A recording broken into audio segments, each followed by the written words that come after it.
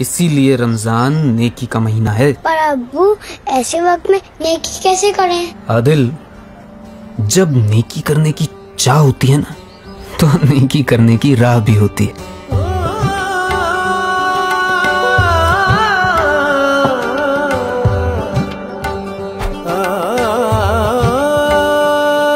रहमत की बारिश रख हरदम जारी, कल तेरी बारी थी आज है मेरी बारी।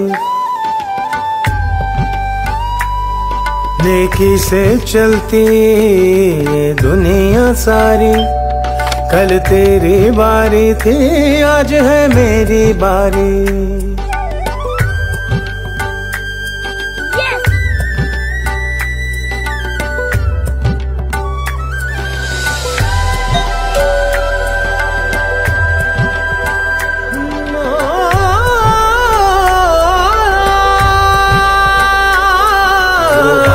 कैसे छुपेगी जो है खरी खरी, वो हाथ कैसे रुकेंगे जिसमें नेकी भरी भरी।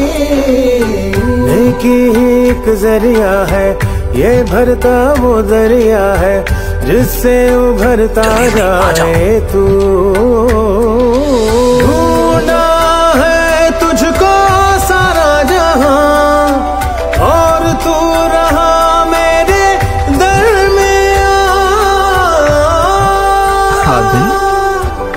आप रोज नेकी करते हैं, आज इसने भी नेकी कर ली। रहमत की बारिश नेकी रास्ता बदलती है, रुकती नहीं, और इसमें दाग लग जाए तो दाग तो अच्छे हैं।